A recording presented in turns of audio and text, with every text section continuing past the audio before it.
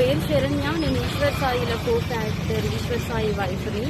బేసిక్గా నా హస్బెండ్ నార్మల్గా అయితే మాత్రం మా రిలేషన్ 7 years బట్టి ఎప్పుడు ఎలాంటి డిస్టర్బెన్స్ అయితే లేదు. ట్రూత్గా చెప్పాలంటే నా హస్బెండ్ నేను ఈ 7 సంవత్సరాలు ఒక్కసారి కూడా నేను ఎప్పుడు ఇలాంటి పొరపాట్లు ఎప్పుడు చూడలేదు. టెక్స్టులు మెసేజ్లు నా దగ్గర ప్రూఫ్లు ఉన్నాయి. చూపిస్తే మాత్రం అంటే ఇట్లా ఎలా వస్తుందంటే మరి నా హస్బెండ్ కూడా చెప్పడం ఏంటంటే తనే ఇట్లా నన్ను కొంచెం ఇది చేసింది. సో అందుకోసం అని ఏ అబ్బాయి అయినా సరే మరి ఎట్లా ఇలాగే అయిపోయింది ఇంకా అని చెప్పి తను చెప్తున్నాడు. మరి ఆ అమ్మాయి ఏమంటుందంటే నాతో కూడా చాలా మంచిగా మాట్లాడేది. సో నేను లాస్ట్ టైం సూసైడ్ చేసుకోవడానికి వెళ్ళాను అనమాట. ఇట్లా ఈ అమ్మాయి విషయంలోనే కొంచెం నాకేదో కొంచెం నెగిటివ్ వైబ్ వచ్చి సో నేను బయటికి అంటే నేను సూసైడ్ చేసుకోవడం వరకు వెళ్ళిపోయాను. నేను నాకు బాబున్నాడు, బాబుని తీసుకొని సూసైడ్ చేసుకోవడానికి వరకు వెళ్ళిపోతే ఆ అమ్మాయి నా కోసం ఫుల్గా అంటే ఎక్కడ ఇది బాగా స్ప్రెడ్ అయిపోతుందా ఏంటనుకుందో ఏమో తెలియదు కానీ కంటిన్యూగా నన్ను ఫాలోఅప్ చేస్తూ ఎక్కడున్నావు ఏమైంది నాకు అప్పుడు కూడా ఏం డౌట్ రాలేదు. తర్వాత చూస్తే మెసేజ్లు ఇవి అవి అన్నీ చూస్తే ఇలా రావాలి మీ అన్న రావాలి. మెయిన్ వాళ్ళిద్దరికి కలిపి ఒక ఆయన ఉన్నాడు, ఆయన రిత్విక్ అని చెప్పి వాళ్ళిద్దరు మీడియేటర్, అబ్బాయి పర్సనల్ అసిస్టెంట్ ఇద్దరికి. సో అసలు ఆ అబ్బాయి ఫోన్లో ఎన్ని టెక్స్టులు ఇవన్నీ బ్యాకప్ చేసి చూస్తే అసలు చాలా ఇదిగా ఉంది. సో నేనైతే మాత్రం కోరుకునేది ఏంటంటే నా హస్బెండ్ అయితే తప్పైపోయింది, నాకు ఒక ఛాన్స్ అయితే ఇవ్వు అని చెప్పి ఆయన చెప్తున్నారు. కానీ ఆ అమ్మాయి నుండి ఎప్పుడు నేనేం ఫేస్ చేస్తానో తెలియదు. కానీ ఎందుకంటే ఇప్పుడు నాలాంటి అమ్మాయికి అంతమంది ఫాలోవర్స్ ఉంది, పైగా నాతో ఇంత మంచిగా ఉంది, ఇంత చేసిందంటే వాళ్ళ అమ్మగారి రికార్డు కూడా ఉంది. నేను పొద్దున్న వాళ్ళ అమ్మగారికి ఫోన్ చేసి అడిగితే మా అమ్మాయి అంతే అలాగే చేస్తుంది అని చెప్పి అంటుంది. నా దగ్గర రికార్డు ఉంది. ఫోను స్విచ్ ఆఫ్ అయ్యేటప్పటికి నా దగ్గర ప్రూఫ్ లేకుండా ఉంది, ఆన్ చేస్తే అది కూడా ఇస్తాను.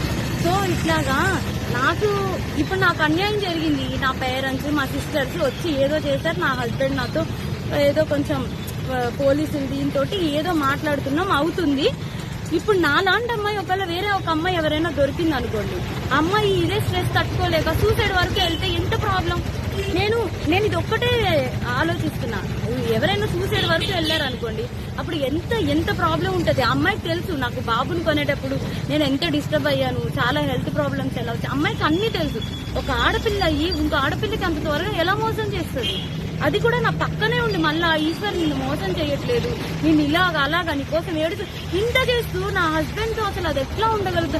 నా హస్బెండ్ కి డ్రింకింగ్ హ్యాబిట్ కూడా లేదు, అలాంటిది తను డ్రింక్ కూడా చేయించారంటే అసలు నాకైతే అర్థం కావట్లేదు. అసలు ఈ ఫోక్ ఇండస్ట్రీ అంటే నేను చాలా ఈయనకి మంచి వాళ్ళందరూ చాలా మంది మాట్లాడుతుంటే అబ్బా చాలా ఇట్లా ఉంటది అట్లా ఉంటది అనుకున్నా కానీ ఇంత అన్యాయం నా వెనక ఇలా జరుగుతుంది అని చెప్పి నేను ఎప్పుడైతే అనుకోలేదు.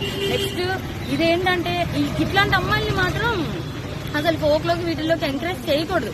ఎందుకంటే ఇప్పుడు నా హస్బెండ్కి జరిగింది, రేపు అన్న రోజు ఇంకో హస్బెండ్ వాళ్ళ అమ్మగారే చెప్తున్నారు కదా డైరెక్ట్ గా మా అమ్మాయి అంతే అని చెప్పి. సో ఇవన్నీ కొంచెం చూసుకొని కొంచెం ఫోక్లోకి తీసుకున్నప్పుడు కూడా మనుషుల కోసం నేను మిగతా వాళ్ళని అనట్లేదు కానీ ఇట్లాంటి వాళ్ళని మాత్రం కొంచెం చూసుకోండి. కాపురాలు పోతాయి, చిన్నపిల్లల లైఫ్ పోతాయి. కాస్టింగ్ క్యాచ్ అనేది బేసిక్లీ ఫిల్మ్ ఇండస్ట్రీలో ఫోక్ ఇండస్ట్రీలో జరుగుతుందనే ఆరోపణలు ఉన్నాయి. మరి దాని మీద మీ అభిప్రాయం ఏంటి? ఇది కూడా అదే కోణానికి చెందిందా లేకపోతే ఇండివిజువల్? అట్లా ఏం లేదు, నిజం చెప్తున్నాను కదా. మా హస్బెండ్ కి డ్రింకింగ్ హ్యాబిట్ లేదంటే మీరు ఆలోచించండి. నా డెలివరీ దగ్గర నుండి ప్రతి ఒక్కటి నా హస్బెండ్ నన్ను పువ్వుల్లో పెట్టి చూస్తున్నాడు ఏ రోజు. ఇప్పుడు నా హస్బెండ్ విషయంలో 1 minute నేను ఆలోచిస్తున్నానంటే దీనికే. నా బిడ్డను కానీ నన్ను కానీ ఇంత కేర్ గా చూసుకుని అబ్బాయి ఏమంటున్నాడు, ఇప్పుడు ఒక అమ్మాయి వచ్చి నా మీద పడిపోతే నేను ఏం చేస్తా, ఇప్పుడు ఒక షూట్ లో ఉన్న వాళ్ళం మేము అంత క్లోజ్ అయిపోతుంటే నేను ఏం చేయగలుగుతా అంటున్నాడు. అప్పుడు నేను నా హస్బెండ్ చెప్తున్నా నువ్వు చేసింది తప్పు, మరి అమ్మాయి పడితే మరి నీకు తెలీదా? ఆబ్వియస్ గా ఒక అబ్బాయి ఇప్పుడు నీకు పెళ్ళం బిడ్డలు ఉన్నారు నీకు ఆ మాత్రం తెలీదా అంటే ఇంకా అయిపోయింది ఏదో అయిపోయింది. కానీ ఆ అమ్మాయికి తెలియాలి కదా, ఒక ఆడపిల్ల మరి తనకి తెలియాలి కదా. సో నాకు ఇబ్బంది ఎక్స్ట్రా కోసం అయితే తెలియదు. కోర్స్ కోసం మాట్లాడితే మాత్రం చాలా మంది మంచి వాళ్ళని అయితే నేను చూస్తూనే ఉన్నాను కదా, చాలా మంది మంచిగానే ఉన్నారు. కానీ ఇలా పక్కనే ఉండి గొంతు కోసే వాళ్ళని నేను ఇప్పుడే చూసాను. పైగా ఆ అమ్మాయి ఇంత సెలబ్రిటీ లాగా అన్నిట్లో డీలో వీటిల్లో వాటిల్లో ఇంత వచ్చి ఒక ఆడపిల్ల జీవితం ఒక్కసారైనా ఆలోచించాలి. పైగా తనకి బ్రేకప్ కూడా అయింది. తను నాకు చెప్పుకొని కూడా బాధపడితే నేను అన్నాను మీ బాయ్ ఫ్రెండ్ మీకు ఇట్లా చేసినప్పుడు మీరు ఎట్లా అయితే బాధపడ్డారో అట్లాగే కదా అని చెప్పి కూడా అన్నాను కూడా. తనకు ఆ మాత్రం అసలు ఏవి గుర్తు రాకుండా ఇంత ఎట్లా చేసిందో నాకు అర్థం కావట్లేదు. ఎందుకంటే మీరు అనుకోవచ్చు ఇప్పుడు ఏంటి ఈ అమ్మాయి కోసమే చెప్తుంది వాళ్ళ హస్బెండ్ కోసం. నా హస్బెండ్ 7 years బట్టి నేను కాపురం చేశాను కాబట్టి తన కోసం నాకు తెలుసు. అది నేను చెప్పే తన కోసం నాకు తెలుసు, తను కూడా ఒకటే కదా అంటున్నాడు, మీద మీద పడిపోతే నేను ఏం చేయగలుగుతా అనే అంటున్నాడు. సో ఇదేం చెప్తున్నానంటే కొంచెం ఈ రోజుల్లో అమ్మాయిలతో కొంచెం జాగ్రత్తగా ఉండాలి, ఫ్రెండ్స్ ఇవ్వాలి అని చెప్పి కూడా నమ్మద్దు. ఈ ఫోక్ వీటిల్లోకి అయితే మాత్రం ఫోక్ అనే కాదు, దేంట్లో అయినా సరే పంపించే ముందు ఒకసారి ఆలోచించుకోండి అంతే.